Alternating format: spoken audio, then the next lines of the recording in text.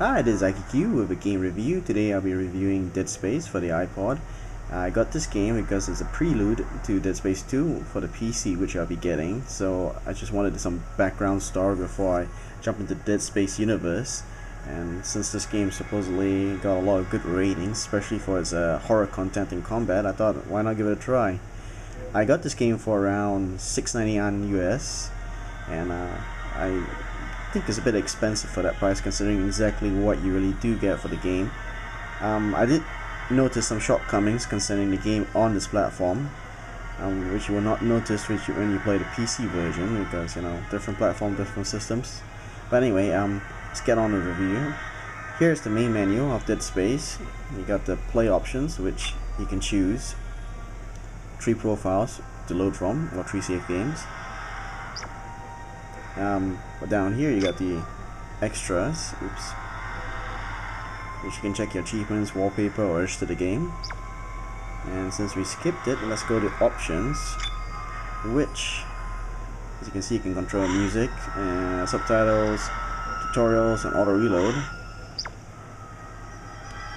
Then you got info, which has some basic information, I guess, which most people, I think 99% of people or players of the game will not really care. And then you get EA's web link up here, and you got the online shopping, which I presume you can buy downloadable content. So let's get on with the game itself. And the game is pretty simple to play because of the operation, which is all touchscreen, but takes a little bit to master. On the left side here we have forward, backwards, run, walk, sidestep. Over here we got aiming. Tap once to bring up your weapon, tap again to fire. Tilt your iPod to change the orientation of your weapon's firing, vertical or horizontal. Helps you take out certain necromorphs, limbs, and of course solve some puzzles when you're required. Let me see, double tap 2 times, 180. Over here you got his health indicator, this thing along his spine, and because up here is his one special ability, stasis. He has another ability called telekinesis, but it only appears when you reach touch or come in range of certain objects which you can pick up and throw. Oh, what's that noise? Doesn't sound good. Okay, over here is the manual, which has your weapons, different weapons. Over here is the pulse button, which shows your battery indicator. Restart, options, help, and quit. Down here is your objective finder. Tells you exactly where to go in case you really don't know how to use the rail, not use, but how to walk around this small little map. It is pretty much a rail system game, so you can't really get lost, but some people are like that, so there you go. Over here is energy indicator, I think. I'm not sure what that's for, but I presume that's for upgrading your items or buying certain items. I'm not too sure about that. So now you've seen how more or less to control your character in Dead Space. We're going to just talk about some of the shortcomings of the system of controls. One of the most obvious things, if you look very carefully, my thumbs cover quite a bit of the screen, which blocks out your line of sight for enemies, which is a bit difficult, especially when you have a lot of them coming. You need to react quickly to them. As you can see, it's about 1/5, 1/4 of the screen blocked out by my thumbs, so it's not a really, I mean, it's the best system they can come up with, but it's not really a good system with such a small screen. Okay. The game itself, before I give you some gameplay footage, the game itself is pretty mediocre, I would say. I mean, the story is quite interesting, but for the selling points, which they were selling the game for, horror and immersion and tension, there's not really that much. I mean, at least for me, I didn't find it that really immersive. So I wouldn't recommend this type of game, especially since you have to pay $7 US almost for it. If you were to compare it to a PC game, okay, this guy would probably score only 2.5 out of 5 compared to a PC game. But if you were to compare it to other iPod games, it should score about 4.5 or 5 out of 5 against other iPod games, but you know, we're comparing this against a PC game because this is basically an add-on to the PC game, so to speak. Okay, so I'm gonna just start combat here so you can see some nice footage on me getting killed. Oh, there comes the necromorph. He's so excited to see me. Another thing about combat is you got quick time events when they get close, like so.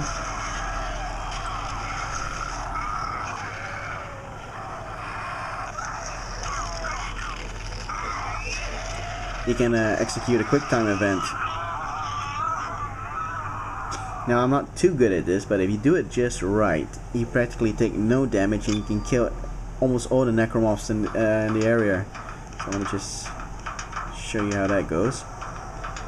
Now let me crank up the sound too for you guys. Let's see where's their volume control. Oh, there it is.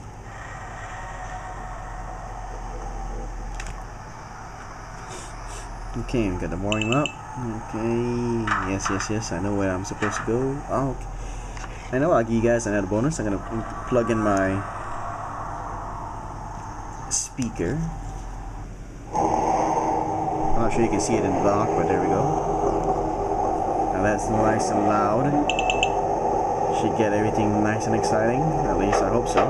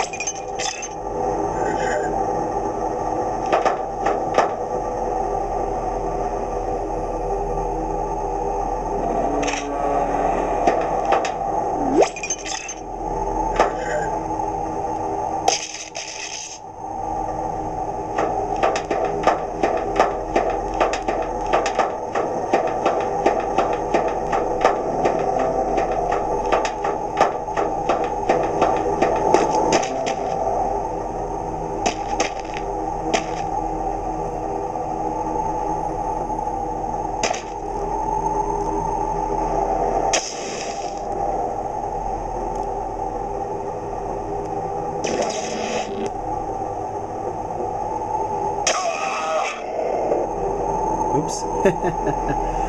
Well, you get the gist of it, that.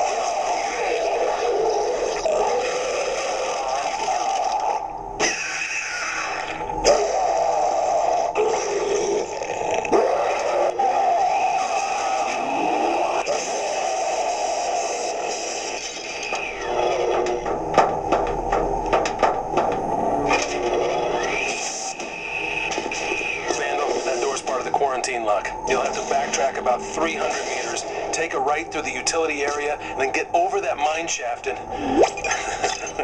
I'm just screwing with you. Try it now. It's over here.